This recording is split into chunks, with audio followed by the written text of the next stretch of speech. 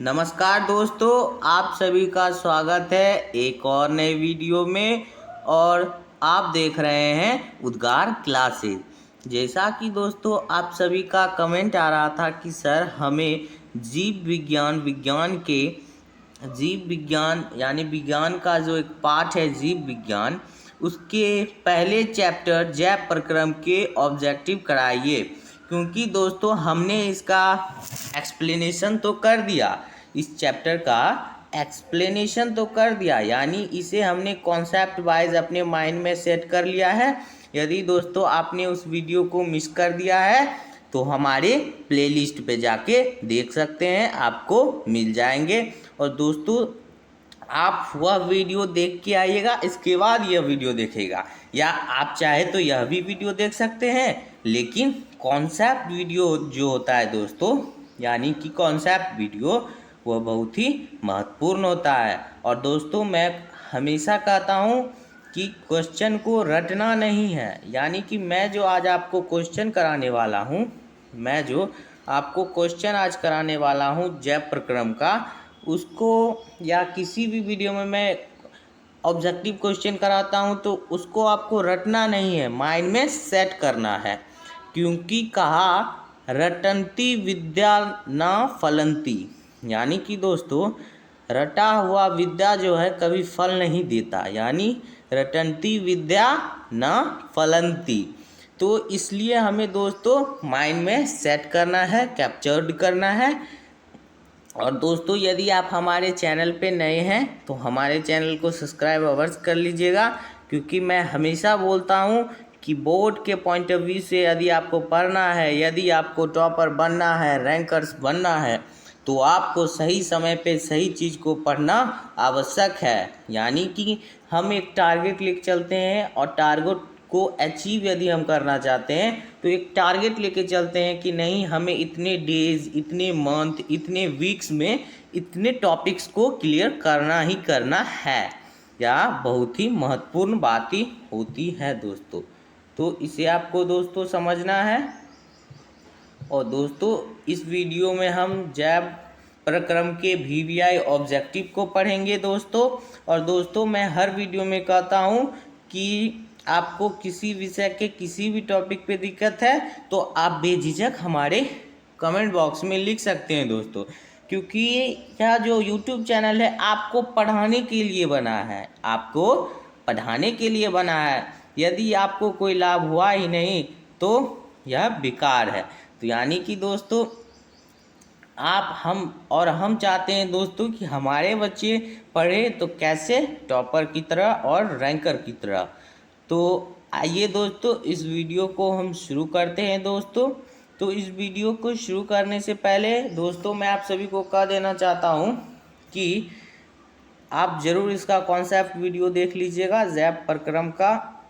और दोस्तों और इस वीडियो में हम जैव प्रक्रम के VVI ऑब्जेक्टिव को पढ़ेंगे, जो बोर्ड के परीक्षा के पॉइंट ऑफ व्यू से तो VVI होगा ही होगा। और यदि आप आगे भी परीक्षा देंगे, कॉम्पिटिटिव एग्ज़ाम देंगे, और दोस्तों आप सुनते होंगे UPSC, जिससे लोग IAS IPS कलेक्टर बनते हैं, वैसे वैसे कॉम्पिटिटिव एग्ज़ाम में भी आपको यहाँ से मदद मिलेगी। तो आइए दोस्तों इस वीडियो को हम शुरू करते हैं। और दोस्तों वीडियो को शुरू करने से पहले मैं कह रहा था कि आप यदि आप हमारे चैनल को सब्सक्राइब करेंगे तो आपको नोटिफिकेशन जाएंगे हम जैसे जैसे वीडियो बनाएंगे, और आप वैसे वैसे सही टाइम पे पढ़ पाएंगे। और आप सही टाइम पे पढ़ेंगे तो स्वाभाविक है कि आप में कुशलता बढ़ेगी, यानी आप आगे की ओर अग्रसर रहेंगे, सही समय पे सही चीज़ पढ़ेंगे। यानी कि आप अपने सारे भारों को हमारे ऊपर सौंप दीजिए।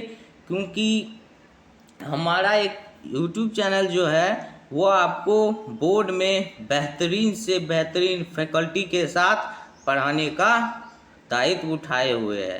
तो आइए दोस्तों इस वीडियो को हम शुरू करते हैं। और दोस्तों मैं सदैव कहता हूँ कि आप आत्मनिर्भर रहिए, किसी पर निर्भर नहीं रहिए। और स्वयं के दिमाग में किसी क्वेश्चन को सेट कीजिए। और दोस्तों देखिएगा, मैं इस वीडियो में आपको ऑब्जेक्टिव इस तरीके से कराऊंगा कि वो आपके दिमाग में सेट हो जाएंगे, आपको रटने की ज़रूरत नहीं है, क्योंकि कहा रटंती विद्या न फलंती। तो आइए दोस्तों इस वीडियो को हम शुरू करते हैं। और दोस्तों देखिए, यह सब क्वेश्चन जो है सजेस्टेड क्वेश्चन है, पिछले वर्षों में पूछा गया है और 2025 के बोर्ड में भी पूछे जाने की संभावना है। और दोस्तों देखिए, कोई भी प्रश्न ऑब्जेक्टिव जो होता है वो हमें कभी ना कभी काम तो आता ही है, यदि माइंड में कॉन्सेप्ट सेट है। तो आइए दोस्तों, पहला नंबर प्रश्न आप सभी का कह रहा है। पहला नंबर प्रश्न, मानव हृदय में कितने कोष्ठ होते हैं? यानी कि जो हम सब जो है, हमारे हृदय में कितने कोष्ठ होते हैं? तो ए ऑप्शन है 3, बी ऑप्शन है 4, सी ऑप्शन है 8, डी नंबर ऑप्शन है 2। तो इसका सही जवाब हो जाएगा दोस्तों आप सभी का ऑप्शन नंबर बी 4। क्या होगा दोस्तों? Option number B 4। क्या होगा दोस्तों? Option number B 4। इसे दोस्तों आपको याद रखना है।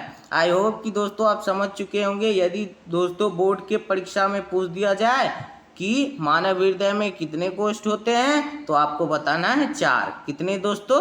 तो 4। आई होप कि दोस्तों आप इसे समझ चुके होंगे। यदि दोबारा इसे पूछे तो आई होप कि आप इसे बता देंगे दोस्तों। दूसरे नंबर प्रश्न की ओर चलते हैं। दूसरा नंबर प्रश्न आप सभी का कह रहा है, दूसरा नंबर प्रश्न कि पौधों पत्तियों में गैसों का आदान प्रदान किसके द्वारा होता है?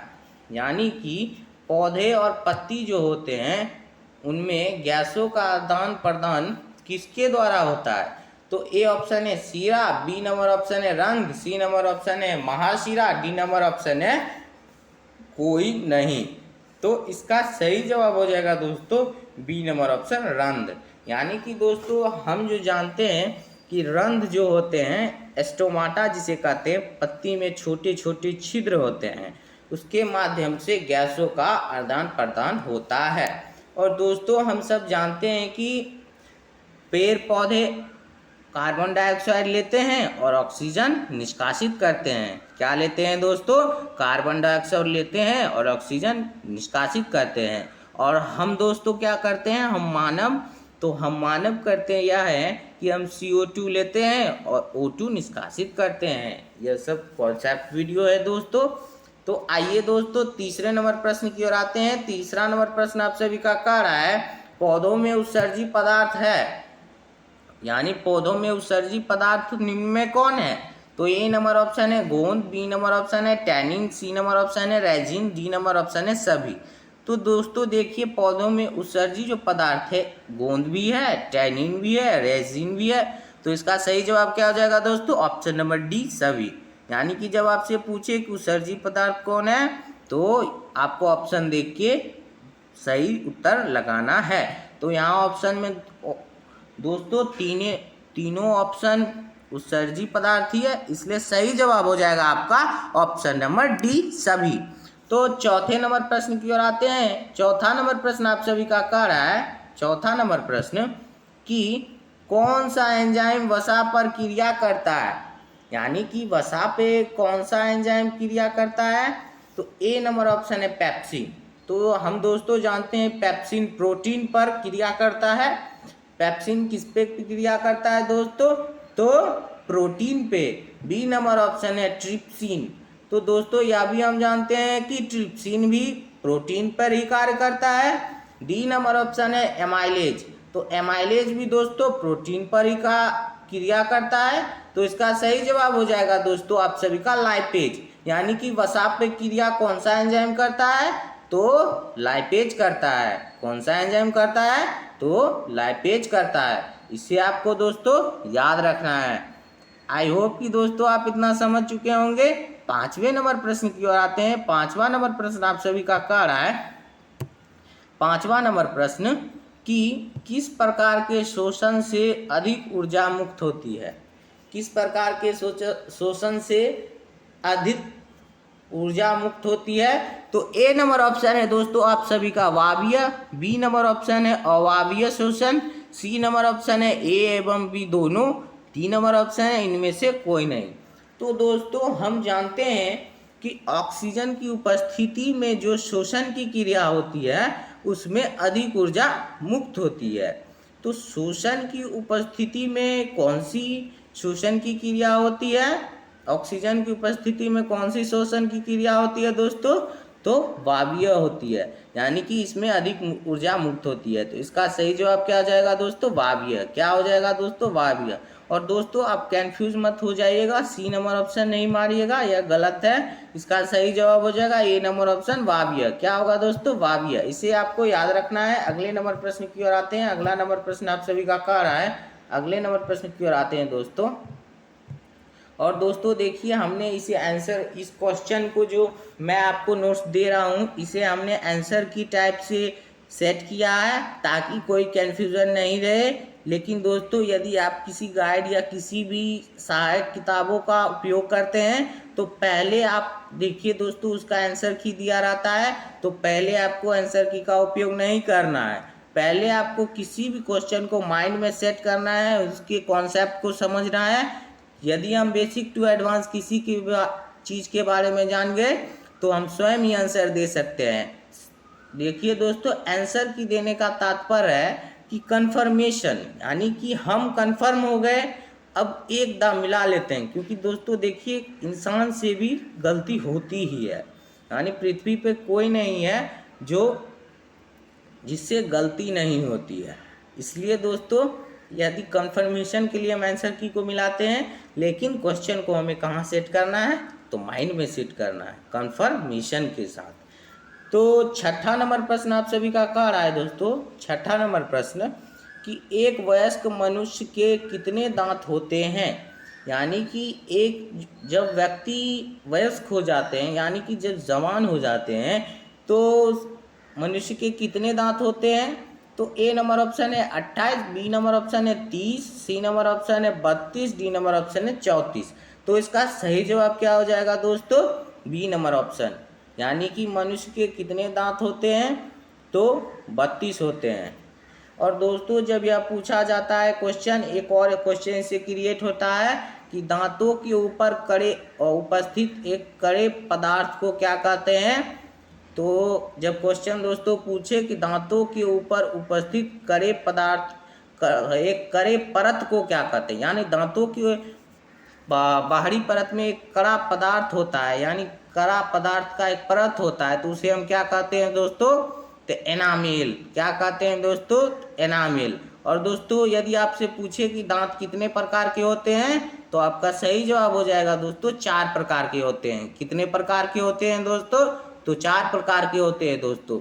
और दोस्तों जो मैं अलग से आपको प्रश्न करा रहा हूँ, यदि आप चाहे तो वह भी मोस्ट वीवीआई प्रश्न है परीक्षा की दृष्टिकोण से, तो इसे आप लिख सकते हैं। 7वें नंबर प्रश्न की ओर आते हैं दोस्तों। 7वां नंबर प्रश्न आप सभी का कह रहा है प्रकाश संश्लेषण होता है, यानी कि प्रकाश संश्लेषण आखिर कब होता है? तो ए नंबर ऑप्शन है रात में, बी नंबर ऑप्शन है दिन में, सी नंबर ऑप्शन है रात दिन दोनों में, डी नंबर ऑप्शन है सुबह शाम। तो दोस्तों आप कंफ्यूज मत कीजिएगा, आपको हमेशा याद रखना है कि प्रकाश संश्लेषण कब होता है? तो दिन में होता है। कब होता है दोस्तों? तो दिन में होता है। तो इसका सही जवाब क्या हो जाएगा दोस्तों? ऑप्शन नंबर बी, दिन में। कब होता है दोस्तों? तो दिन में। प्रकाश संश्लेषण सदैव दिन में होता है, क्योंकि दोस्तों देखिए जब पेड़ पौधे बाह्य वातावरण से लिए पदार्थ को तोड़कर कुछ जब बनाते हैं, तब जब ग्लूकोज का निर्माण होता है, तो ग्लूकोज के निर्माण को ही प्रकाश संश्लेषण कहते हैं। जैसे दोस्तों हम जानते हैं कि ग्लूकोज का क्या अनुसूत्र होता है दोस्तों, यह क्वेश्चन भी कभी कभी पूछ दिया जाता है। तो ग्लूकोज का अनुसूत्र क्या होता है दोस्तों? क्या होगा दोस्तों? C6H12O6। क्या होगा दोस्तों? C6H12O6। और दोस्तों इसी से एक और क्वेश्चन क्रिएट हो रहा है। यदि आपसे पूछे कि चीनी का सूत्र क्या होता है दोस्तों? चीनी का सूत्र तो C12H22O11, यानी कि चीनी का सूत्र क्या होता है दोस्तों? C12H22O11। यानी कि दोस्तों चाहे तो आप इसकी अनुसूत्र लिख सकते हैं, क्योंकि यह परीक्षा में पूछ दिए जाते हैं, मोस्ट वीवीआई है और अगले वर्ष पूछे जाने की संभावना है, या कहें कि आएगा ही आएगा। यानी कि चीनी का सूत्र क्या है दोस्तों, C12H22O11। आई होप कि दोस्तों आप समझ चुके होंगे। 8वें नंबर प्रश्न की ओर आते हैं। 8वां नंबर प्रश्न आप सभी का कह रहा है, 8वां नंबर प्रश्न कि शरीर में भोजन का पचना किस प्रकार की अभिक्रिया है। या दोस्तों देखिए मोस्ट वीवीआई प्रश्न है, परीक्षा की दृष्टिकोण से मोस्ट वीवीआई प्रश्न है, इसे आपको याद रखना है। तो यह प्रश्न 8वां नंबर प्रश्न आप सभी का कह रहा है कि शरीर में भोजन का पचना किस प्रकार की अभिक्रिया है। तो दोस्तों देखिए हमारे जो प्लेलिस्ट है उसमें डाला हुआ है, यानी कि आप पढ़ेंगे केमिस्ट्री में शरीर में पचना किस प्रकार की अभिक्रिया है। यहाँ जैव प्रक्रम है, यानी जैव प्रक्रम के अंतर्गत ये क्वेश्चन पूछ दिया गया है। ऐसे चाहे तो आप प्लेलिस्ट से जाके कॉन्सेप्ट वीडियो हमारे पड़े हुए हैं, आप चाहे तो वहाँ से ज्ञान प्राप्त कर सकते हैं, लाभान्वित हो सकते हैं। तो शरीर में भोजन का पचना किस प्रकार की अभिक्रिया है दोस्तों, तो इसका ए नंबर ऑप्शन है अवकरण, बी नंबर ऑप्शन है ऑक्सीकरण, सी नंबर ऑप्शन है उदासीनीकरण, डी नंबर ऑप्शन है विद्युत अपघटन। तो इसका सही जवाब हो जाएगा दोस्तों आप सभी का ऑक्सीकरण। इसका सही जवाब क्या हो जाएगा दोस्तों, ऑक्सीकरण। यानी कि जब पूछे कि भोजन का पचना किस प्रकार की अभिक्रिया है तो ऑक्सीकरण या ऑप्शन में रहे उपचयन। यानी कि जब पूछे कि शरीर में भोजन का पचना किस प्रकार की अभिक्रिया है तो ऑक्सीकरण या उपचयन, ऑक्सीकरण या उपचयन। आई होप कि दोस्तों आप इसे समझ चुके होंगे। अगले नंबर प्रश्न की ओर आते हैं। अगला नंबर 9वां नंबर प्रश्न आप सभी का कह रहा है, 9वां नंबर प्रश्न कि मानव मूत्र में यूरिया की प्रतिशत मात्रा होती है। यानी कि मानव के मूत्र में यूरिया की प्रतिशत की मात्रा कितनी होती है। तो ए नंबर ऑप्शन है 96%, बी नंबर ऑप्शन है 60%, सी नंबर ऑप्शन है 2%, डी नंबर ऑप्शन है कोई नहीं। तो दोस्तों हम जानते हैं कि मानव मूत्र में यूरिया की प्रतिशत मात्रा कितनी होती है तो 2%। तो इसका सही जवाब हो जाएगा दोस्तों आप सभी का ऑप्शन नंबर सी 2%। यानी जब पूछे कि यूरिया की मात्रा मानव मूत्र में कितनी होती है तो आपका सही जवाब होगा 2%। और दोस्तों जब पूछे कि मानव मूत्र में यूरिया की मात्रा क्या होती है, यानी कि यहाँ पूछा है प्रतिशत मात्रा, तो हम बोले 2%। यानी जब प्रतिशत पूछे तो 2%, और जब मात्रा पूछे, सिर्फ मात्रा पूछे, यहाँ प्रतिशत नहीं रहे, सिर्फ मात्रा पूछे तो हम कहेंगे 100 mg। यानी कि जब मानव मूत्र में यूरिया की मात्रा पूछे तो अब हमें बताना है 100 mg। इसे आपको दोस्तों याद रखना है, मोस्ट वीवीआई प्रश्न है, इसे आपको याद रखना है। अगले नंबर प्रश्न की ओर आते हैं दोस्तों। देखिए यह प्रश्न आ ही गया दोस्तों, मैंने आपको अलग से बताया था, चाहे तो दोस्तों आप उसे लिख सकते हैं। और दोस्तों देखिए यदि आपको मोटिवेशन से संबंधित भी वीडियो चाहिए तो हमारे प्लेलिस्ट पे डाला हुआ है, आप देख सकते हैं दोस्तों। मोटिवेशन बहुत ही ज़रूरी है, क्योंकि दोस्तों देखिए बहुत लोग पढ़ाई को बोझ समझते हैं, लेकिन मोटिवेशनल होकर लोग पढ़ाई की ओर जागरूक होते हैं, यानी जागरूकता ही पढ़ाई को उत्पन्न करती है। तो आइए दोस्तों 10वें नंबर प्रश्न की ओर। जैसा कि मैंने बोला था, जिससे एक क्वेश्चन से दूसरा क्वेश्चन क्रिएट हो रहा था, तो मैंने बोला था वो क्वेश्चन, तो वो क्वेश्चन आ ही गया। तो शोषण किस प्रकार की रासायनिक अभिक्रिया है, तो मैंने दोस्तों आपको बताया था ऑक्सीकरण या उपचयन, ऑक्सीकरण या उपचयन। सॉरी दोस्तों, यह दूसरा प्रश्न है, यानी कि दोस्तों यह दूसरा प्रश्न है दोस्तों। यहाँ शोषण पूछा जा रहा है दोस्तों, गौर कीजिएगा दोस्तों, कंफ्यूज मत होइएगा। यहाँ शोषण पूछा जा रहा है, तो यहाँ पूछा जा रहा है शोषण किस प्रकार की रासायनिक अभिक्रिया। वहाँ था भोजन का पचना किस प्रकार की रासायनिक अभिक्रिया है, तो उसका ऑक्सीकरण या उपचयन होगा। लेकिन जब पूछे कि शोषण किस प्रकार की रासायनिक अभिक्रिया है, तो इसका सही जवाब हो जाएगा दोस्तों आप सभी का ऊष्माक्षेपी, ऊष्माक्षेपी। यानी कि भोजन का पचना जब पूछे तब ऑक्सीकरण या उपचयन, लेकिन जब शोषण किस प्रकार की रासायनिक अभिक्रिया है तो ऊष्माक्षेपी। इसे आपको दोस्तों याद रखना है, कंफ्यूजन क्रिएट नहीं होना चाहिए।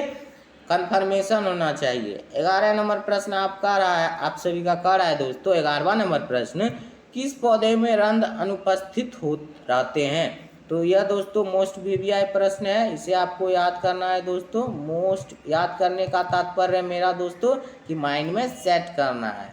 यानी कि दोस्तों अभी तक तो आप सभी का माइंड में सेट हो रहा होगा। तो 11वां नंबर प्रश्न मोस्ट वीवीआई है, इसे आपको याद रखना है। तो 11वां नंबर प्रश्न आप सभी का कह रहा है दोस्तों, किस पौधे में रंध्र अनुपस्थित रहते हैं? तो ए नंबर ऑप्शन है आम, बी नंबर ऑप्शन है हाइड्रिला, सी नंबर ऑप्शन है नागफनी, डी नंबर ऑप्शन है कनेर। तो इसका सही जवाब हो जाएगा दोस्तों बी नंबर ऑप्शन हाइड्रिला। यानी कि हाइड्रिला पौधे में जो होते हैं रंध्र अनुपस्थित होते हैं। यह बोर्ड में बहुत बार पूछा गया है और यह पूछा जाएगा, इसे दोस्तों आपको याद रखना है। यदि जब पूछे कि रंध्र किस पौधे में अनुपस्थित रहते हैं तो आपको बताना है दोस्तों कि हाइड्रिला। क्या होगा दोस्तों? तो हाइड्रिला। तो अगले नंबर प्रश्न की ओर आते हैं दोस्तों। 12वां नंबर प्रश्न आप सभी का कह रहा है कि गार्ड कोशिका की कौन सी भित्ति मोटी होती है? यह भी दोस्तों मोस्ट वीवीआई प्रश्न है। यह भी दोस्तों मोस्ट वीवीआई प्रश्न बोर्ड मॉडल है दोस्तों। बोर्ड मॉडल प्रश्न है यह दोस्तों। 12वां नंबर प्रश्न बोर्ड मॉडल है, इसे आपको याद रखना है, माइंड में सेट करना है। तो 12वां नंबर प्रश्न कह रहा है कि गार्ड कोशिका की कौन सी भित्ति मोटी होती है? यानी कि गार्ड कोशिका जो होती है जिसे हम रक्षी कोशिका भी कहते हैं दोस्तों, जो रंध्र स्टोमाटा में पाए जाते हैं। तो गार्ड कोशिका की कौन सी भित्ति मोटी हो दोस्तों? तो ए नंबर ऑप्शन हो जाएगा भीतरी भित्ति मोटी होती है। यानी कि गार्ड कोशिका की कौन सी भित्ति मोटी होती है दोस्तों? तो भीतरी भित्ति मोटी होती है। इसे दोस्तों आपको याद रखना है दोस्तों, कंफ्यूज नहीं होना है। यानी कि जब पूछे कि गार्ड कोशिका की कौन सी भित्ति मोटी होती है तो भीतरी भित्ति मोटी होती है, इसे आपको दोस्तों याद रखना है। अगले नंबर प्रश्न की ओर आते हैं। 13वां नंबर प्रश्न कह रहा है मृतोपजीवी का उदाहरण है। यानी कि मृतोपजीवी जो जीव होते हैं उसका उदाहरण कौन है? तो ए नंबर ऑप्शन है अमीबा, बी नंबर ऑप्शन है गोबर छत्ता, सी नंबर ऑप्शन है ओरहुल, डी नंबर ऑप्शन है अमरबेल। तो इसका सही जवाब हो जाएगा दोस्तों गोबर छत्ता। जैसा कि देहात में दोस्तों हम सब देखते हैं गोबर छत्ता को, यह मृतोपजीवी का उदाहरण है। इसे दोस्तों आप सभी को याद रखना है। 14वें नंबर प्रश्न की ओर आते हैं। 14वां नंबर प्रश्न आप सभी का कह रहा है कि ट्रैकिया किस जीव का श्वसन अंग है? यानी कि दोस्तों जैसे कि हम सभी मानव का श्वसन अंग फेफड़ा है, ठीक उसी प्रकार ट्रैकिया जो एक जीव है उसका श्वसन अंग क्या है? तो हमें बताना होगा। तो ए नंबर ऑप्शन है हाइड्रा, बी नंबर ऑप्शन है स्टारफिश, सी नंबर ऑप्शन है कॉकरोच, डी नंबर ऑप्शन है पाइला। तो यह भी दोस्तों वीवीआई प्रश्न है, इसे माइंड में सिर्फ आपको सेट करना है दोस्तों। देखिए यदि कॉन्सेप्ट क्लियर रहेंगे तो ऑब्जेक्टिव तो खुद ब खुद बनेंगे, सिर्फ हमें माइंड में सेट होना चाहिए और कन्फर्मेशन होना चाहिए। यानी ट्रैकिया किस जीव का श्वसन अंग है दोस्तों? तो सी नंबर ऑप्शन होगा कॉकरोच। यानी कि ट्रैकिया किस जीव का श्वसन अंग है दोस्तों? तो कॉकरोच। किसका? तो ट्रैकिया का। और कॉकरोच किस जीव का श्वसन अंग है? तो ट्रैकिया का। यानी कि दोस्तों आपको यह याद रखना है, किसी भी तरीके से प्रश्न पूछ सकता है। 15वां नंबर प्रश्न आप सभी का कह रहा है दोस्तों कि लैटेक्स समानता कहाँ पाया जाता है? यानी लैटेक्स समानता कहाँ पाया जाता है? तो ए नंबर ऑप्शन है पीपल में, बी नंबर ऑप्शन है पीला कनेर में, सी नंबर ऑप्शन है बरगद में, डी नंबर ऑप्शन है इन सभी में। तो यानी कि दोस्तों आपको बताना है कि लैक्टेस कहाँ पाया जाता है दोस्तों। तो इसका सही जवाब हो जाएगा दोस्तों, देखिए दोस्तों लैक्टेस जो है पीपल में भी पाया जाता है, पीला कनेर में भी पाया जाता है, बरगद में भी पाया जाता है। तो इसका सही जवाब हो जाएगा दोस्तों ऑप्शन नंबर डी, इन सभी में। तो आई होप कि दोस्तों आप इसे समझ चुके होंगे। आते हैं अगले प्रश्न की ओर। अगला नंबर प्रश्न आप सभी का कह रहा है कि 16वां नंबर प्रश्न आप सभी का कह रहा है कि मानव गुर्दे का आकार होता है। यानी कि मानव गुर्दे का आकार कैसा होता है? तो ए ऑप्शन है गोलाकार, बी नंबर ऑप्शन है आयताकार, सी नंबर ऑप्शन है सेम के बीच का आकार, डी नंबर ऑप्शन है इनमें से कोई नहीं। तो इसका सही जवाब हो जाएगा दोस्तों ऑप्शन नंबर सी, सेम के बीज का आकार, यानी सेम के जो बीज का आकार होता है सेम उसी आकार का होता है मानव गुर्दे। यानी इसे आपको दोस्तों याद रखना है। 17वां नंबर प्रश्न आप सभी का कह रहा है, 17वां नंबर प्रश्न कि निम्नलिखित किसमें किण्वन क्रिया होती है। यानी कि किण्वन क्रिया किसे कहते हैं दोस्तों, तो मतलब वैसी रासायनिक क्रिया जिसमें जटिल का सूक्ष्म सजीवों द्वारा जटिल कार्बनिक यौगिकों को सूक्ष्म कार्बनिक यौगिकों में तोड़ा जाता है। और दोस्तों किण्वन क्रिया के फलस्वरूप ही अल्कोहल यानी शराब बनाया जाता है। इसे दोस्तों आपको याद रखना है। तो आइए दोस्तों, तो किण्वन क्रिया किसमें पाया जाता है, तो ए नंबर पेशी कोशिका में, बी नंबर ऑप्शन है ईस्ट में, सी नंबर ऑप्शन है माइटोकॉन्ड्रिया में, डी नंबर ऑप्शन है सभी जीवों में। तो इसका सही जवाब हो जाएगा दोस्तों आप सभी का क्या हो जाएगा दोस्तों, सही जवाब हो जाएगा ईस्ट में। यानी कि किण्वन क्रिया किसमें पाया जाता है, तो ईस्ट में पाया जाता है। किसमें पाया जाता है दोस्तों, तो ईस्ट में पाया जाता है। यह भी मोस्ट VVI है दोस्तों। आते हैं अगले प्रश्न की ओर। अगला नंबर प्रश्न आप सभी का कह रहा है दोस्तों, यह क्वेश्चन बोर्ड मॉडल है।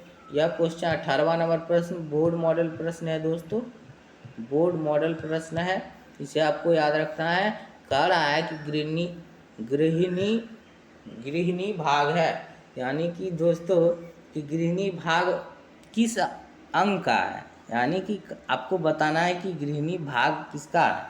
तो ए नंबर ऑप्शन है मुख-गुहा का, बी नंबर ऑप्शन है आमाशय का, सी नंबर ऑप्शन है छोटी आंत का, डी नंबर ऑप्शन है बड़ी आंत का। तो इसे आपको दोस्तों बताना है। तो इसका सही जवाब हो जाएगा दोस्तों छोटी आंत का। यानी कि जब पूछे कि गृहिणी भाग है तो आपको बताना है छोटी आंत का। किसका है, तो छोटी आंत का। इसे दोस्तों आपको याद रखना है। तो आते हैं दोस्तों अगले प्रश्न की ओर। अगला नंबर प्रश्न आप सभी का कह रहा है, अगला नंबर प्रश्न 19वां नंबर प्रश्न आप सभी का कह रहा है कि दोस्तों कि जीवन की एक महत्वपूर्ण विशेषता है। यानी कि जीवन की जो है एक महत्वपूर्ण विशेषता क्या है, तो इसे आपको दोस्तों बताना है। तो ए नंबर ऑप्शन है अणु की गति, बी नंबर ऑप्शन है वृद्धि, सी नंबर ऑप्शन है संघ, डी नंबर ऑप्शन है समन्वय। यानी कि जीवन की एक प्रमुख विशेषता क्या है दोस्तों, तो देखिए दोस्तों अणु की गति नहीं होगा, सी नंबर ऑप्शन संघ नहीं होगा, डी नंबर ऑप्शन समन्वय नहीं होगा। क्योंकि दोस्तों जीवन की एक प्रमुख महत्वपूर्ण यानी प्रमुख, तो प्रमुख विशेषता हमें बताना है दोस्तों। तो इसका सही जवाब हो जाएगा ऑप्शन नंबर बी वृद्धि। यानी कि जीवन की एक महत्वपूर्ण विशेषता क्या है दोस्तों, तो वृद्धि है। इसे दोस्तों आपको याद रखना है। आते हैं अगले नंबर प्रश्न की ओर। अगला नंबर प्रश्न आप सभी का कह रहा है, अगला नंबर प्रश्न 20वां नंबर प्रश्न आप सभी का कह रहा है दोस्तों कि स्वपोषी पोषण होता है। यानी स्वपोषी पोषण किन जीवों में होता है या किसमें होता है, तो ए नंबर ऑप्शन है पौधों में, बी नंबर ऑप्शन है कुछ प्रोटोस्टा और प्रोकैरियोट्स में, सी नंबर ऑप्शन है कवक में, डी नंबर ऑप्शन है ए और बी दोनों में। तो इसका सही जवाब क्या हो जाएगा दोस्तों, आपको बताना है। तो इसका सही जवाब हो जाएगा दोस्तों आप सभी का पौधों में। यानी जानते हैं दोस्तों सभी हरे पौधों में स्वपोषण होता है, वो स्वयं भोजन बनाते हैं। यानी दोस्तों देखिए स्वपोषण, यानी स्वपोषण कहने का मतलब है स्वयं पोषण करते हैं। तो इसे दोस्तों आपको याद रखना है। अब आते हैं अगले नंबर प्रश्न की ओर। आई होप कि दोस्तों आपको समझ में हो रहा होगा और आपके सारे कन्फ्यूजन दूर हो रहे होंगे और कन्फर्मेशन उत्पन्न हो रहे होंगे। तो आइए दोस्तों 21वें नंबर प्रश्न की ओर। 21वां नंबर प्रश्न आप सभी का कह रहा है, 21वां नंबर प्रश्न ग्लाइकोलाइसिस होता है।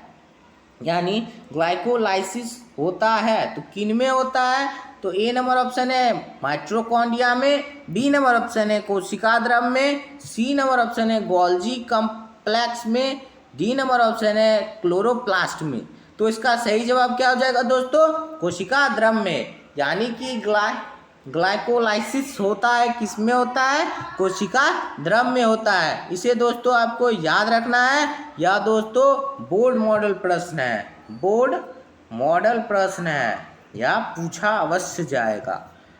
तो आइए दोस्तों अगले नंबर प्रश्न की ओर आते हैं। 22वां नंबर प्रश्न आप सभी का कह रहा है, 22वां नंबर प्रश्न कि रक्त में ऑक्सीजन का वाहक है, यानी कि रक्त में ऑक्सीजन का वाहक कौन है? तो ए नंबर है वसा, बी नंबर ऑप्शन है हार्मोन, सी नंबर ऑप्शन है हीमोग्लोबिन, डी नंबर ऑप्शन है कार्बोहाइड्रेट। तो इसका सही जवाब क्या हो जाएगा दोस्तों? हीमोग्लोबिन। यानी दोस्तों जब यहाँ हमें क्वेश्चन आता है कि रक्त के प्रमुख संगठक के नाम लिखे, तो हम लिखते हैं हीमोग्लोबिन, श्वेत रक्त कणिकाएं यानी लाल रक्त कणिकाएं, श्वेत रक्त कणिकाएं, प्लेटलेट्स, और प्लेटलेट्स 3 लिखते हैं दोस्तों। लेकिन दोस्तों देखिए लाल रक्त कणिका में क्या पाया जाता है? तो हीमोग्लोबिन पाया जाता है, जो कि ऑक्सीजन का वाहक होता है। क्या होता है दोस्तों? ऑक्सीजन का वाहक होता है। इसे दोस्तों आपको याद रखना है।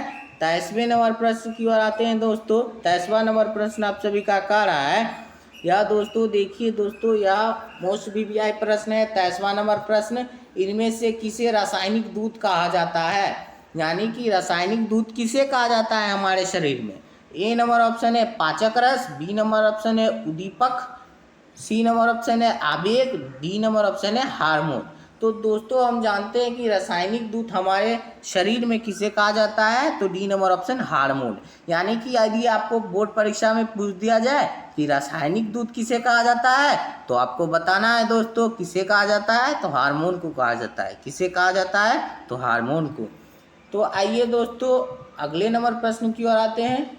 अगला नंबर प्रश्न जो है दोस्तों, यह सजेस्टेड क्वेश्चन है, बोर्ड मॉडल है, प्लस विगत वर्षों में पूछा गया है, और मोस्ट वीवीआई है, मोस्ट वीवीआई है यह प्रश्न। 24वां नंबर प्रश्न।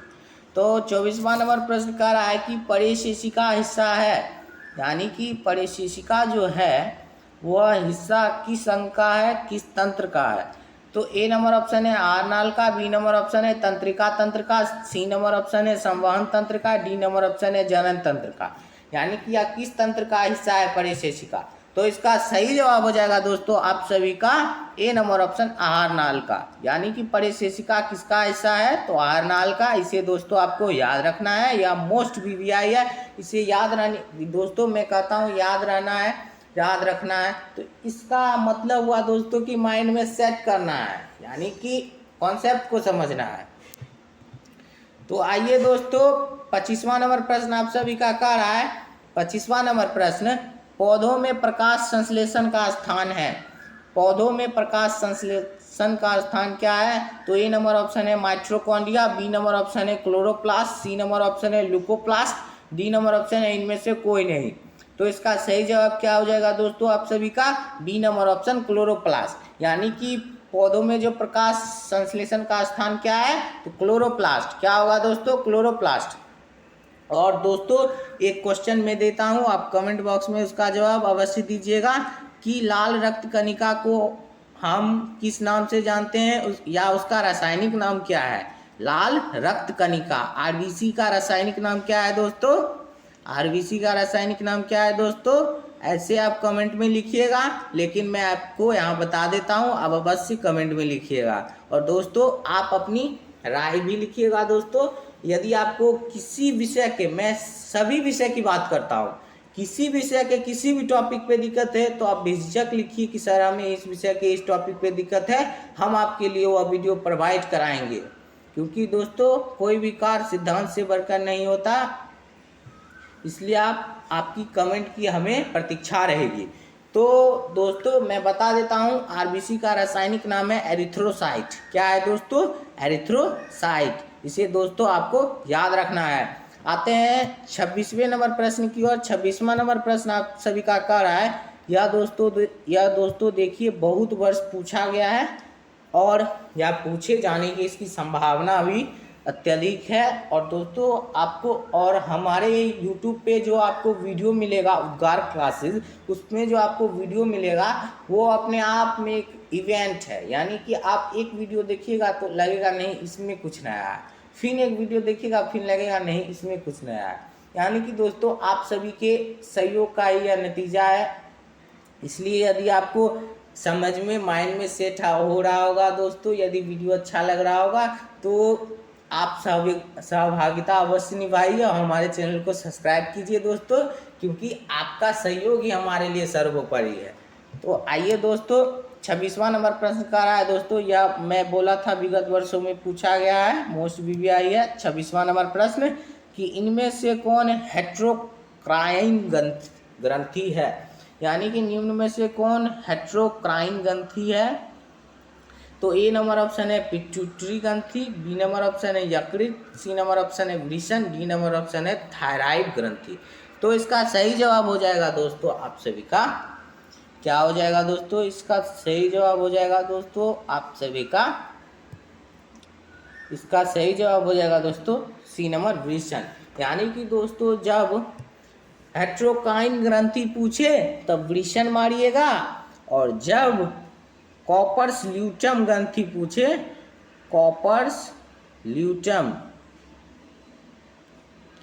कॉपर्स ल्यूटियम, कॉपर्स ल्यूटियम ऐसा ही कुछ नाम था दोस्तों, जब वैसा प्रश्न रहे तो आप अंडाशय मारिएगा या प्रोजेस्टेरॉन, या ऑप्शन में रहेगा प्रोजेस्टेरॉन। इसे दोस्तों आपको याद रखना है, क्या रहेगा दोस्तों, प्रोजेस्टेरॉन। क्योंकि दोस्तों देखिए कि जब मादा हार्मोन की बात करें तो उनसे प्रोजेस्टेरॉन स्राव होता है, यानी कि प्रोजेस्टेरॉन स्रावित होता है उससे, यानी कि मादा जनन तंत्र जो होते हैं उनसे प्रोजेस्टेरॉन हार्मोन स्रावित होता है। इसे आपको दोस्तों याद रखना है, इसे हम आगे जनन चैप्टर में पढ़ेंगे और उसका भी मैंने वीडियो डाला हुआ है, आप चाहे तो देख सकते हैं। तो आइए दोस्तों 27वें नंबर प्रश्न की ओर आते हैं। 27वां नंबर प्रश्न आप सभी का कह रहा है, 27वां नंबर प्रश्न स्वपसी पोषण के लिए आवश्यक है। देखिए दोस्तों कितने वर्ष पूछा गया है, यानी कि यह विगत वर्षों में पूछा गया है। दोस्तों हमने इस वीडियो में सभी क्वेश्चन ऑब्जेक्टिव क्वेश्चन वीवीआई को चुना है जो विगत वर्षों में पूछा गया, जिसके पूछे जाने की संभावना अधिक है और मोस्ट वीवीआई है, आपके माइंड में सेट होना आवश्यक है। यदि आप आगे भी परीक्षा प्रतियोगी परीक्षा देंगे, और दोस्तों देखिए कभी कभी तो यूपीएससी जैसे परीक्षा में भी ये सब पूछ दिया जाता है, यानी कि जो मैं बोलता हूँ आपको बोर्ड मॉडल है, मोस्ट वीवीआई है, विगत वर्षों में पूछा गया, या कभी कभी यूपीएससी में भी पूछ दिया जाता है। यानी कि आप दोस्तों देखिए जो 9th 10th 11th 12th अच्छे से पढ़ लिया उसके लिए सब सही है, यानी कि सब ओके है, प्लेटफॉर्म ओके है। तो आइए दोस्तों, तो 27वां नंबर प्रश्न कह रहा है स्वपोषी पोषण के लिए आवश्यक है। तो स्वपोषी पोषण के लिए क्या आवश्यक है, ए नंबर ऑप्शन है क्लोरोफिल, यह तो दोस्तों आवश्यक ही है। बी नंबर ऑप्शन है कार्बन डाइऑक्साइड, तो मैंने जैसे दोस्तों बताया कि पेड़ पौधे कार्बन डाइऑक्साइड लेते हैं ऑक्सीजन छोड़ते हैं, तो यह भी आवश्यक है। तो सी नंबर ऑप्शन है सूर्य का प्रकाश, जब तक सूर्य का प्रकाश नहीं होगा तो प्रकाश संश्लेषण होवे नहीं करेगा। डी नंबर ऑप्शन है उपरोक्त सभी, तो इसका सही जवाब हो जाएगा दोस्तों आप सभी का डी नंबर ऑप्शन उपरोक्त सभी। इसे दोस्तों आपको याद रखना है। अगले नंबर प्रश्न की ओर आते हैं दोस्तों। अगला नंबर प्रश्न आप सभी का कह रहा है 28वां नंबर प्रश्न आप सभी का कह रहा है 28वां नंबर प्रश्न कि 28वां नंबर प्रश्न कह रहा है कि शोषण के अंतिम उत्पाद हैं, यानी कि शोषण के अंतिम उत्पाद क्या है दोस्तों, तो इसका सही जवाब हो जाएगा दोस्तों CO2 और H2O, CO2 और H2O और ऊर्जा। यानी कि दोस्तों जब हम ऑक्सीजन की उपस्थिति में ग्लूकोज को तोड़ते हैं तो पायरुवेट का निर्माण होता है, पायरुवेट का निर्माण होता है जिससे शरीर में ऊर्जा उत्पन्न होती है। तो यानी कि शोषण के जब अंतिम उत्पाद पूछे तो CO2 H2O और ऊर्जा, क्या होगा दोस्तों, CO2 H2O और ऊर्जा। इसे दोस्तों आपको याद रखना है। आते हैं दोस्तों अगले प्रश्न की ओर। अगला नंबर प्रश्न आप सभी का कह रहा है कि मैग्नीशियम पाया जाता है, मैग्नीशियम पाया जाता है। तो मैग्नीशियम किस में पाया जाता है दोस्तों? तो ए नंबर ऑप्शन है क्लोरोफिल में, बी नंबर ऑप्शन है लाल रक्त कण में, सी नंबर ऑप्शन है वर्णी लवक में, डी नंबर ऑप्शन है श्वेत रक्त कण में। तो आपको दोस्तों बताना है कि मैग्नीशियम जो है इन सभी में किस में पाया जाता है, इन सभी ऑप्शनों में किस में पाया जाता है। तो इसका सही जवाब हो जाएगा दोस्तों आप सभी का ए नंबर ऑप्शन क्लोरोफिल में। यानी जब आपसे पूछे कि मैग्नीशियम किस में पाया जाता है तो क्लोरोफिल में पाया जाता है। किस में पाया जाता है? तो क्लोरोफिल में पाया जाता है। इसे दोस्तों आपको याद रखना है। अगले नंबर प्रश्न की ओर आते हैं। अगला नंबर प्रश्न आप सभी का कह रहा है कि आरबीसी की जीवन अवधि होती है, यानी कि आरबीसी की जीवन अवधि कितने दिनों की होती है दोस्तों? तो ए नंबर ऑप्शन है 120 दिन, बी नंबर ऑप्शन है 180 दिन, सी नंबर ऑप्शन है 80 दिन, डी नंबर ऑप्शन है 220 दिन। तो इसका सही जवाब हो जाएगा दोस्तों आप सभी का 120 दिन। यानी कि आरबीसी की जीवन अवधि कितनी होती है? 120 दिन। इसे आपको दोस्तों याद रखना है। मोस्ट वीवीआई प्रश्न है, आरबीसी की जीवन अवधि कितनी होती है? तो 120 दिन। इसे आपको दोस्तों याद रखना है। देखिए दोस्तों, मैंने जो एक क्वेश्चन आपको बताया था, दांतों की सबसे ऊपरी परत यानी कड़ा जो परत रहता है दांतों के ऊपर, उसे हम क्या कहते हैं? तो जैसा कि 31वां नंबर प्रश्न कर रहा है, दांत की सबसे ऊपरी परत है, यानी कि दांत की सबसे ऊपरी परत को हम किस नाम से जाने जाते हैं, किस नाम से जानते हैं? और दोस्तों देखिए, दांत की सबसे ऊपरी परत जो होती है वो कड़ी होती है। यानी जब पूछे, कड़ा भी पूछे और सबसे ऊपरी परत भी जब पूछे, तो आपको बताना है बी नंबर ऑप्शन सही हो जाएगा, एनामेल। क्या होगा दोस्तों? एनानेल, एनानेल, एनानेल। इससे आपको दोस्तों याद रखता है, एनामेल है दोस्तों, सॉरी, एनामेल, एनामेल। मैंने आपको दोस्तों यह पहले ही बता चुका हूँ, क्योंकि दोस्तों किसी भी क्वेश्चन से कोई और क्वेश्चन क्रिएट हो रहा है तो वो अभी महत्वपूर्ण है। 32वें नंबर प्रश्न की ओर आते हैं दोस्तों। 32वां नंबर प्रश्न आप सभी का कह रहा है कि पौधों में शोषण होता है। पौधों में शोषण कहाँ होता है? ए नंबर जड़ में, बी नंबर पत्तियों में, सी नंबर तना में, डी नंबर ऑप्शन है इनमें सभी। तो दोस्तों देखिए, जड़ द्वारा भी होता है। तो जड़ में देखिए दोस्तों, मैं सभी अंगों के शोषण किस भाग से होते हैं इसे भी मैं बता देता हूँ। यानी कि पौधों में जो जड़, पत्ती, तना, इन तीनों माध्यमों से शोषण होता है। यानी इसका ऑप्शन डी सही हो जाएगा, इनमें सभी। लेकिन मैं आपको बताता हूँ कि आखिर जड़ में कौन सा ऐसा भाग होता है जिससे शोषण होता है, पत्तियों में ऐसा कौन सा भाग होता है जिससे शोषण होता है, और तना में कौन सा भाग होता है जिससे पौधे शोषण करते हैं। तो देखिए दोस्तों, जड़ में मैं आपको बताना चाहता हूँ, जड़ में मूलरोम होता है। क्या होता है दोस्तों?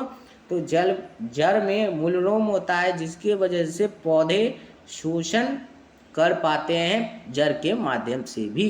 क्या होता है जड़ में? मूलरोम। इसे दोस्तों आपको याद रखना है, चाहे तो आप लिख भी सकते हैं। बी नंबर ऑप्शन है दोस्तों पत्तियों में। तो पत्तियों में ऐसा कौन सा भाग होता है जिससे लोग शोषण करते हैं? या दोस्तों आप सभी को पता ही होगा, रंध्र। क्या होते हैं दोस्तों? रंध्र। यानी कि रंध्रों के माध्यम से गैसों का आदान प्रदान होता है और पौधे शोषण कर सकते हैं। तो और तीसरा है दोस्तों तना। तो तना में कौन सा अंग होता है जिससे पौधे शोषण करते हैं? तो वातरंध्र। क्या होता है दोस्तों? वातरंध्र। यानी वातरंध्र होता है पौधों में, पौधों के तने में, जिससे पौधे शोषण कर पाते हैं। आई होप कि दोस्तों आपके माइंड में सभी चीज़ सेट हो गए होंगे। आते हैं अगले प्रश्न की ओर। अगला नंबर प्रश्न आप सभी का कह रहा है, अगला नंबर प्रश्न, निम्न में स्वपोषी कौन है? तो इसका सही जवाब हो जाएगा दोस्तों हरे पौधे। हम लोग जान रहे हैं कि जो स्वयं भोजन बनाए, यानी जो स्वयं भोजन बनाए उसे ही हम स्वपोषी कहते हैं। और स्वपोषी कौन है? तो हरे पौधे हैं। कौन है दोस्तों? तो हरे पौधे। तो आइए दोस्तों, अगला नंबर प्रश्न आप सभी का कह रहा है, मानव आहार नाल का सबसे लंबा भाग है। यानी कि मानव आहार नाल का सबसे लंबा भाग है। सबसे लंबा भाग क्या है? ए नंबर ऑप्शन है आवासीय, बी नंबर ऑप्शन है छोटी आंत, सी नंबर ऑप्शन है ग्रासनी, डी नंबर ऑप्शन है बड़ी आंत। तो इसका सही जवाब क्या हो जाएगा दोस्तों? आपका बी नंबर ऑप्शन छोटी आंत। यानी कि मानव आहार नाल की सबसे लंबा भाग कौन सा है? छोटी आंत। क्या होगा दोस्तों? छोटी आंत। इसे दोस्तों आपको याद रखना है। और दोस्तों देखिए 35वां नंबर प्रश्न आप सभी का कह रहा है। 35वां नंबर प्रश्न, रक्त क्या है, यानी रक्त आखिर क्या है। ए नंबर ऑप्शन है उत्तक, बी नंबर ऑप्शन है कोशिका, सी नंबर ऑप्शन है पदार्थ, डी नंबर ऑप्शन है कोई नहीं। तो दोस्तों हम जानते हैं कि कोशिका से उत्तक बनता है, उत्तक से अंग बनता है, अंग से अंगतंत्र बनता है। इसे हम पढ़ चुके हैं पिछले क्लास में। तो यानी कि तो रक्त क्या है आखिर, तो रक्त जो है एक टिश्यू है। क्या है दोस्तों, टिश्यू, यानी कि उत्तक है। यानी कि रक्त क्या है, तो उत्तक है। यानी जब परीक्षा में पूछे कि रक्त क्या है तो उत्तक है।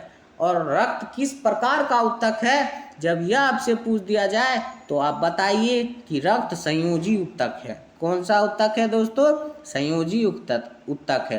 यानी जब पूछे रक्त क्या है तो एक उत्तक है, और यह जब पूछे कि रक्त किस प्रकार का उत्तक है तो संयोजी उत्तक है। किस प्रकार का उत्तक है दोस्तों, संयोजी उत्तक है। इसे दोस्तों आपको याद रखना है।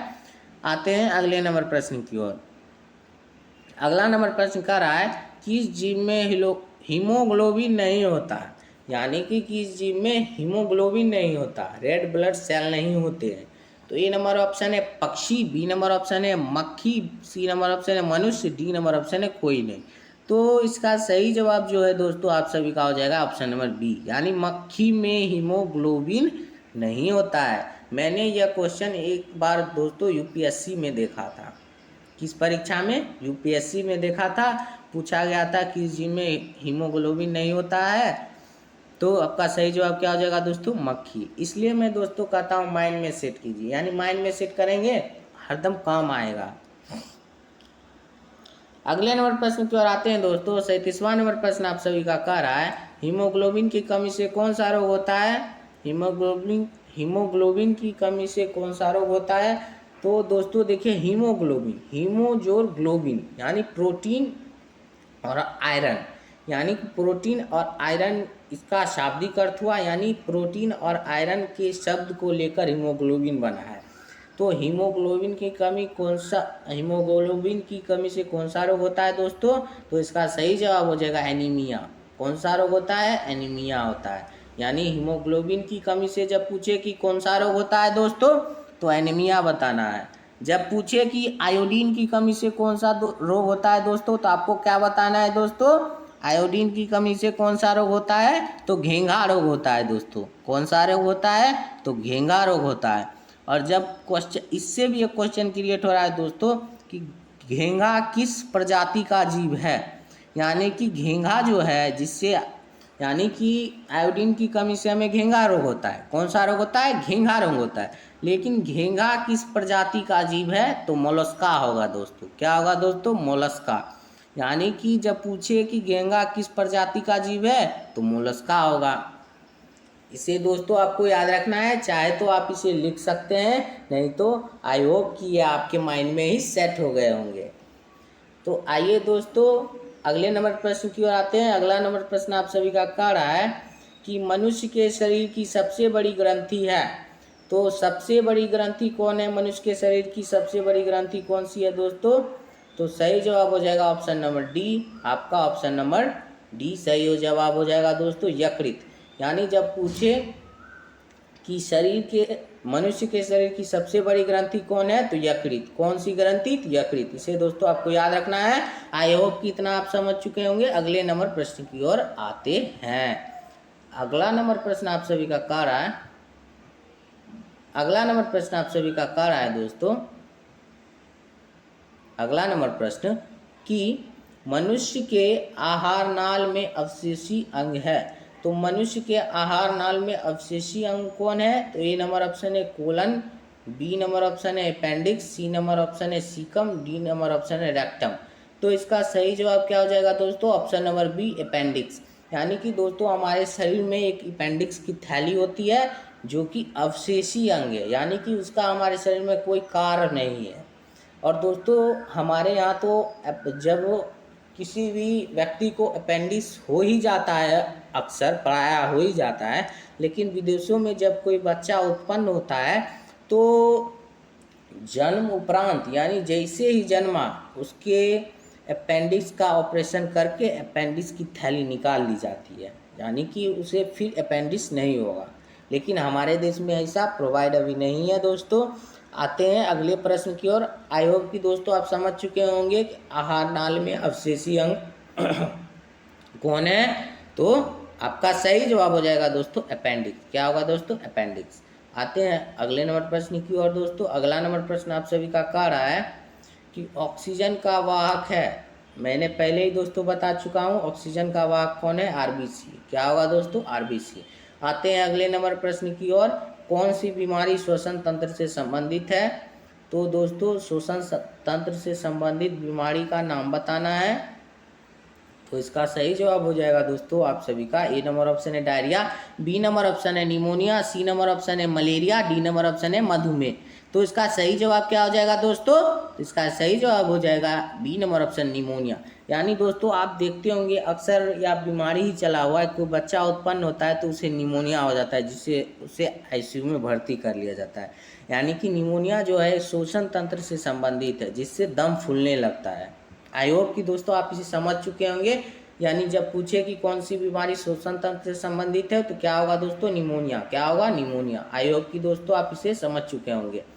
अगले नंबर प्रश्न की ओर आते हैं दोस्तों। अगला नंबर प्रश्न आप सभी का कह रहा है कि यह दोस्तों देखिए, यह क्वेश्चन जो है बड़े बड़े कॉम्पिटिटिव एग्जाम यूपीएससी, बीपीएससी या कोई भी शिक्षक भर्ती, एसएससी, जीडी यानी कि ग्रुप डी, बोर्ड परीक्षा, यानी किसी भी पॉइंट ऑफ व्यू से देखें तो ये क्वेश्चन जो है वह मोस्ट वीवीआई है, मोस्ट वीवीआई। यदि आप कोई भी कंपटीशन एग्जाम या कोई भी बोर्ड का परीक्षा दे रहे हैं तो यह अवश्य पढ़ के जाइए या माइंड में सेट करके जाइए। यह क्वेश्चन बहुत ही महत्वपूर्ण है, बहुत ही महत्वपूर्ण है दोस्तों। कह रहा है आपका यह प्रश्न कि प्रसिद्ध पुस्तक दी माइक्रोग्राफिया किनके द्वारा लिखी गई थी? प्रसिद्ध पुस्तक दी माइक्रोग्राफिया किनके द्वारा लिखी गई थी दोस्तों? तो इसका सही जवाब हो जाएगा दोस्तों option number D, Robert Hooke के द्वारा। रॉबर्ट हुक के द्वारा। यानी कि जब पूछे कि प्रसिद्ध पुस्तक माइक्रोग्राफिया किसके द्वारा लिखी गई थी तो रॉबर्ट हुक के द्वारा। और सेम इसी तरह का एक क्वेश्चन है दोस्तों मैं आपको बताने वाला हूँ, उससे आप जरूर लिख के चाहे कि आप लिख ही लीजिएगा दोस्तों और आप माइंड में सेट ही कर लीजिएगा। क्योंकि दोस्तों देखिए कि प्रश्न तो प्रश्न है, लेकिन कुछ प्रश्न जो होते हैं वो बहुत ही महत्वपूर्ण होते हैं। तो एक प्रश्न था दी स्पीसीज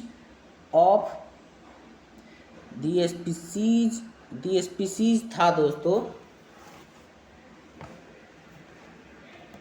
दोस्तों एक प्रश्न था, वह मुझे अभी स्मरण में नहीं आ रहा है। एक प्रश्न था, मैं आपको कमेंट में या आप मुझे मैं आपको कमेंट में बता दूंगा दोस्तों। तो आई होप कि दोस्तों आप समझ चुके होंगे दी माइक्रोग्राफिया किनके द्वारा लिखी गई थी दोस्तों? किनके द्वारा लिखी गई थी? तो इसका सही जवाब हो जाएगा दोस्तों रॉबर्ट हुक के द्वारा। किसके द्वारा लिखी गई थी दोस्तों? रॉबर्ट हुक के द्वारा। मैं दोस्तों आपको बता दूंगा वो क्वेश्चन बहुत ही इंपॉर्टेंट था और मैंने इसको यूपीएससी के पहले क्वेश्चन में देखा था। तो आइए दोस्तों अगले नंबर प्रश्न की ओर देखते हैं। 43वां नंबर प्रश्न कर रहा है, यह भी क्वेश्चन बहुत ही महत्वपूर्ण है बोर्ड के पॉइंट ऑफ व्यू से दोस्तों। न्यूक्लियस शब्द किनके द्वारा दी गई थी? न्यूक्लियस शब्द किनके द्वारा दी गई थी दोस्तों? तो रॉबर्ट ब्राउन के द्वारा दी गई थी। किसके द्वारा दी गई थी न्यूक्लियस शब्द? रॉबर्ट ब्राउन के द्वारा दी गई थी। इसे दोस्तों आपको याद रखना है। अगला नंबर प्रश्न आप सभी का कर रहा है। और दोस्तों आप यह नहीं सोचिएगा कि कितना प्रश्न हो गया, इतना ऑब्जेक्टिव हो गया। जिसके माइंड में एक कॉन्सेप्ट सेट है वो कितना भी प्रश्न कर सकता है, लेकिन आपको रटना नहीं है, क्योंकि मैं पहले भी बोल चुका हूँ रटंती विद्या न फलंती। तो आइए दोस्तों अगले नंबर प्रश्न की ओर बढ़ते हैं। अगला नंबर प्रश्न आप सभी का कह रहा है, प्रोटोजुआ उत्सर्जी पदार्थों का निष्कासन कैसे करता है? यानी कि प्रोटोजुआ जो है उत्सर्जी पदार्थ का निष्कासन कैसे करता है दोस्तों? तो ए नंबर ऑप्शन है परासरण द्वारा। लेकिन दोस्तों परासरण द्वारा तो बड़े बड़े जीव करते हैं, यानी कि हम सब जो हैं मानव, वह सब परासरण प्रक्रिया करते हैं। शोषण प्रक्रिया जो है दोस्तों छोटे छोटे जीव करते हैं, निष्कासन द्वारा नहीं होगा दोस्तों। तो इसका सही जवाब हो जाएगा दोस्तों विसरण द्वारा। यानी कि जब पूछे कि प्रोटोजुआ उत्सर्जी पदार्थों का निष्कासन कैसे करते हैं, तो विसरण द्वारा। यानी छोटे छोटे जीव किसके द्वारा करते हैं, तो विसरण द्वारा। यानी कहने का तात्पर्य एक कोशिकीय जीव जिनके पास एक कोशिका द्वारा सभी कार्य होता है, वो विसरण द्वारा उत्सर्जी पदार्थों का निष्कासन करते हैं। आई होप कि दोस्तों आप इसे समझ चुके होंगे। अगले नंबर प्रश्न की ओर आते हैं। अगला नंबर प्रश्न आप सभी का कह रहा है कि पौधों में भोजन किस रूप में जमा होता है। तो पौधों में भोजन जो है किस रूप में जमा होता है दोस्तों, तो इसका सही जवाब हो जाएगा आप सभी का ए नंबर ऑप्शन है ग्लूकोज, बी नंबर ऑप्शन है प्रोटीन, सी नंबर ऑप्शन है स्टार्च, डी नंबर ऑप्शन है फैटी एसिड। तो इसका सही जवाब हो जाएगा दोस्तों आप सभी का स्टार्च। यानी कि पौधों में भोजन जो है वह, आई होप कि दोस्तों आप इतना समझ चुके होंगे। तो आते हैं अगले प्रश्न की ओर। अगला नंबर प्रश्न आप सभी का कह रहा है, अगला नंबर प्रश्न आप सभी का कह रहा है कि मानव हृदय घिरा होता है, मानव हृदय घिरा हुआ है या घिरा होता है। तो मानव हृदय किससे घिरा होता है दोस्तों, तो ए नंबर ऑप्शन है पेरिकार्डियम से, बी नंबर ऑप्शन है जाइलम से, सी नंबर ऑप्शन है फ्लोएम से, डी नंबर ऑप्शन है प्लाज्मा से। तो इसका सही जवाब हो जाएगा दोस्तों पेरिकार्डियल से। यानी कि मानव हृदय एक दोहरी झिल्ली से घिरा होता है, जिसे हम क्या कहते हैं पेरिकार्डियल। यानी मानव हृदय घिरा होता है तो पेरिकार्डियल से। किससे घिरा होता है दोस्तों, तो पेरिकार्डियल से। इसे दोस्तों आपको याद रखना है, बहुत ही महत्वपूर्ण प्रश्न है। तो दोस्तों आते हैं अगले नंबर प्रश्न की ओर। अगला नंबर प्रश्न आप सभी का कह रहा है कि मुख गुहा में आहार का कौन सा भाग का पाचन होता है। यानी मुख गुहा, यदि हम किसी भोजन को मुख गुहा में ही लिए तो आहार नाल का कौन सा भाग का पाचन होता है, तो इसका सही जवाब हो जाएगा दोस्तों कार्बोहाइड्रेट का। किसका दोस्तों, कार्बोहाइड्रेट का। यानी जब पूछे कि मुख गुहा में आहार का कौन सा भाग का पाचन होता है, तो कार्बोहाइड्रेट का। क्या हुआ दोस्तों, कार्बोहाइड्रेट का। इसे दोस्तों आपको याद रखना है। अगले नंबर प्रश्न की ओर आते हैं दोस्तों। अगला नंबर प्रश्न आप सभी का कह रहा है, अगला नंबर प्रश्न कि निम्नलिखित में कौन ट्रिप्सिन एंजाइम पर कार्य करता है। यानी कि ट्रिप्सिन जो एक एंजाइम है वह किस पर कार्य करता है, तो ए नंबर ऑप्शन है वसा का पाचन। तो मैंने दोस्तों पहले ही आपको बता चुका हूं कि वसा का पाचन कौन करता है, तो लाइपेज करता है। बी नंबर ऑप्शन है कार्बोहाइड्रेट का पाचन, या नहीं होगा दोस्तों। सी नंबर ऑप्शन है प्रोटीन का पाचन। तो मैंने दोस्तों आपको वहां भी बताया था कि ट्रिप्सिन जो है वो प्रोटीन का पाचन करता है। किसका पाचन करता है, प्रोटीन का पाचन करता है। आई होप कि दोस्तों आप इतना समझ चुके होंगे। आते हैं अगले प्रश्न की ओर। अगला नंबर प्रश्न आप सभी का कह रहा है कि पित्तरस कहाँ से स्रावित होता है। यानी पित्तरस जो है हमारे शरीर में उपस्थित, वह कहाँ से स्रावित होता है, तो इसका सही जवाब हो जाएगा यकृत से। कहाँ से, यकृत से। इसे दोस्तों आपको याद रखना है और दोस्तों कन्फ्यूजन नहीं क्रिएट करना है, कन्फर्मेशन होना चाहिए। तो आते हैं अगले प्रश्न की ओर। अगला नंबर प्रश्न आप सभी का कह रहा है मानव शरीर की सबसे लंबी कोशिका है। यानी कि मानव शरीर की जो है सबसे लंबी कोशिका क्या है, तो दोस्तों देखिए कि ए नंबर ऑप्शन है अस्थि कोशिका, बी नंबर ऑप्शन है पेशी कोशिका, सी नंबर ऑप्शन है न्यूरॉन, डी नंबर ऑप्शन है मास्टर सेल। तो इसका सही जवाब हो जाएगा दोस्तों न्यूरॉन। क्या होगा दोस्तों, न्यूरॉन। क्या होगा दोस्तों, तो न्यूरॉन। अगले नंबर प्रश्न की ओर आते हैं दोस्तों। अगला नंबर प्रश्न आप सभी का कह रहा है, अगला नंबर आपका प्रश्न कह रहा है कि निम्न में कौन सा संवहन ऊतक है। यानी कि निम्न में कौन सा संवहन ऊतक है दोस्तों, तो आपका ऑप्शन नंबर डी सही हो जाएगा। बी और सी दोनों, बी और सी, फ्लोएम और जाइलम। और दोस्तों आपको यह भी याद रखना है कि फ्लोएम किसका संवहन करता है तो भोजन का संवहन करता है। जैलम किसका करता है तो जल का संवहन करता है। चाहे तो दोस्तों आप इसे लिख भी सकते हैं। आते हैं अगले प्रश्न की ओर। अगला नंबर प्रश्न आप सभी का कह रहा है, अगला नंबर प्रश्न कि चालनी नलिकाएं पाई जाती है। तो चालनी नलिकाएं किस में पाई जाती है दोस्तों? तो इसका सही जवाब हो जाएगा दोस्तों आपका सी नंबर ऑप्शन, फ्लोएम में। यानी चालनी नलिकाएं कहाँ पाई जाती है तो फ्लोएम में पाई जाती है। तो आते हैं अगले नंबर प्रश्न की ओर दोस्तों। अगला नंबर प्रश्न आप सभी का कह रहा है कि मनुष्य में श्वेत रक्त कोशिकाओं की जीवन अवधि कितनी होती है। तो श्वेत रक्त कोशिकाओं की जीवन अवधि कितनी होती है दोस्तों? तो इसे आपको बताना है। तो इसका सही जवाब हो जाएगा दोस्तों ए नंबर ऑप्शन, 12 से 20 दिन। यानी कि जब लाल रक्त कणिका पूछे तो 12 से 120 दिन, सॉरी दोस्तों 20 से 120 दिन, और जब श्वेत रक्त कोशिकाओं की जीवन अवधि पूछे तो 12 से 20 दिन। कितने दिन दोस्तों? 12 से 20 दिन। इसे दोस्तों आपको याद रखना है। यह मोस्ट वीवीआई प्रश्न है परीक्षा के पॉइंट ऑफ व्यू से।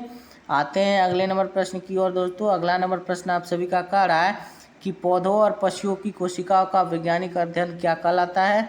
तो पौधों और पशुओं की कोशिकाओं का वैज्ञानिक अध्ययन कहलाता है कोशिका विज्ञान। क्या कहलाता है दोस्तों? तो कोशिका विज्ञान। इसे दोस्तों आपको याद रखना है, मोस्ट वीवीआई प्रश्न है।